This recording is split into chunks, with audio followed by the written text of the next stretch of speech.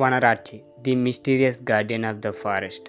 So ఈరోజు వీడియోలో దీని గురించి అయితే తెలుసుకుందాం. సో వీడియోని ఎవరైతే కొత్త వారు చూస్తున్నారో ఇంట్రెస్టింగ్ స్టోరీస్ కోసం మన ఛానల్ తప్పకుండా సబ్స్క్రైబ్ చేసుకోండి.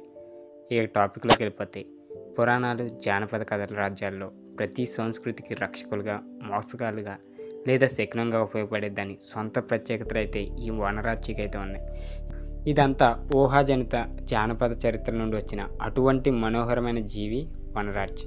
ఇది కోతిలాంటి చురుకుదనం, దెయ్యాల క్రూరత్వం యొక్క చమత్కార సమ్మేళనం అయితే సూచిస్తుంది. ఇక ఈ పౌరాణిక జీవి ఏ సంప్రదాయ జానపద కథల్లో పాతుకుపోనప్పటికీ రక్షణ, ప్రకృతి యొక్క ముడిశక్తి యొక్క ఇతివృత్తాల్లో ప్రతిధ్వనించే వివిధ సంస్కృతి మూలాంశం సమ్మేళనాన్ని అయితే సూచిస్తుంది. ఇక దీని మూలం, ప్రేరణ ఎటువంటిదంటే వనరార్చి అనేది సంస్కృత పదం వానర.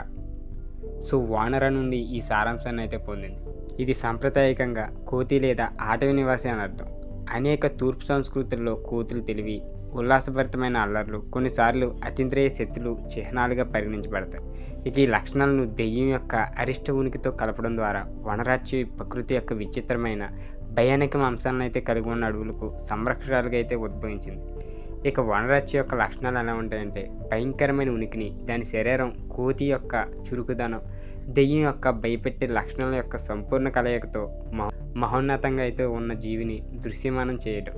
సో వనరార్చి పదునైన కారులు, గుచ్చుకునే కళ్ళు, కండర నిర్మాణాన్ని అయితే కలిగి ఉండవచ్చు. ఇవన్నీ నీడతో కూడిన బొచ్చుతో కప్పబడి ఉంటాయి. సో అది రక్షించే చీకటి అడవులతో సజావుగా అయితే కలిసిపోతుంది.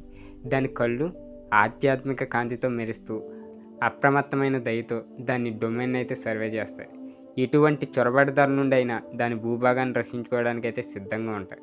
సో ఇక దీని నివాసం పాత్ర ఎలా ఉంటుందంటే, సహజ అతీంద్రియ రేఖల మధ్య రేఖ అస్పష్టంగా ఉన్న దట్టమైన పురాతన అడవుల్లో వనరార్చి నివసించినట్లయితే ఊహించబడింది. సో గార్డియన్ స్పిరిట్గా ఇది అడవులను హాని చేయాలనుకునే లేదా వనరులను దోపిడీ చేయాలనుకునే వారి నుండి అయితే రక్షిస్తుంది. ఇది కేవలం రక్షకుడు మాత్రమే కాదు, బ్యాలెన్సర్గా కూడా వివిధ అటవీ జీవులు ఇంకా అవి ఆధారపడిన మొక్కల మధ్య సమతుల్యతను అయితే కాపాడుతుంది.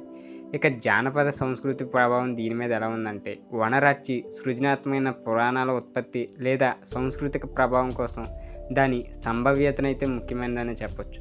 పర్యావరణ పరిరక్షణ యొక్క ప్రాముఖ్యతను హైలైట్ చేయడానికి ఆధునిక యుగంలో కథల్లో దీన్ని ఉపయోగించవచ్చు. అటవీ నిర్మూలన ఇంకా ఆవాసాల విధ్వంసం వన్యప్రాణులకు పెద్ద ముప్పుని కలిగిస్తున్నందున వనరార్చి మానవ ఆక్రమణకు వ్యతిరేకంగా ప్రకృతికి అవసరమైన భీకర రక్షణకు ప్రతీకాత్మక రిమైండర్గా అయితే పనిచేస్తుంది. ఇక కళాత్మక ప్రాతినిధ్యాలు ఎలా ఉంటాయంటే, కళలో వనరార్చిని అనేక రూపాల్లో అయితే చిత్రీకరించవచ్చు. సో సహజ పార్కులు, ప్రవేశం ద్వారా వద్ద కాపలాగా ఉన్న విగ్రహాలు, ప్రకృతి ప్రాముఖ్యతను బోధించే పిల్లల పుస్తకాల్లో దృష్టాంతాలు లేదా పర్యావరణ డాక్యుమెంటరీలో యానిమేషన్లు ప్రాతినిధ్యం వనరార్చి నిలువెత్తు సమతులనం, రక్షణ సందేహాన్ని అందించడంలో అయితే సహాయపడుతుంది. ఇక దీని క్లైమాక్స్ వచ్చేసి వనరార్చి కోతి వంటి లక్షణాలు, దెయ్యాల లక్షణాలతో కూడిన దాని ప్రత్యేకత సమ్మేళనంతో ప్రకృతి యొక్క సంరక్షత్వానికి శక్తివంతమైన రూపకం వల్ల అయితే పనిచేస్తుంది. ఇది సహజ ప్రపంచంతో మన సంబంధాన్ని అన్వేషించడానికి మనల్ని ఆహ్వానిస్తుంది.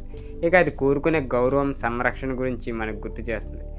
పర్యావరణ సమస్యలు మునిపెన్నడూ లేనంతగా నొక్కుతున్న సమయంలో వనరార్చి మన సహజ వారసత్వాన్ని భవిష్యత్తు తరాలకు సంరక్షించడానికి మన అనుసరించాల్సిన ఉగ్రమైన రక్షణాత్మకమైన స్ఫూర్తికి అయితే ప్రతీకగా చెప్పవచ్చు ఈ పౌరాణిక జీవి గురించి.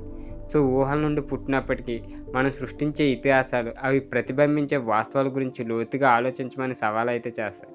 సో వనరార్చి యొక్క లెన్స్ ద్వారా మన పర్యావరణం పట్ల బాధ్యతంగా, ఆలోచనాత్మకంగా ప్రవర్తించాలని మనల్ని ప్రోత్సహిస్తూ మానవ ప్రభావానికి వ్యతిరేకంగా ప్రకృతి సంరక్షణలను అండగా నిలిచే ప్రపంచాన్ని మనం ఊహించవచ్చు. సో ఇది ఈ వనరార్చి జీవి యొక్క అసలు స్టోరీ. ఈ మిస్టీరియస్ స్టోరీ మీరే ఎంతమంది తెలుసో కింద కామెంట్ రూపంలో తెలియజేయండి. వీడియో నచ్చితే తప్పకుండా లైక్ చేయండి. ఇలాంటి ఇంట్రెస్టింగ్ స్టోరీస్ కోసం మనం తప్పకుండా సబ్స్క్రైబ్ చేసుకోండి.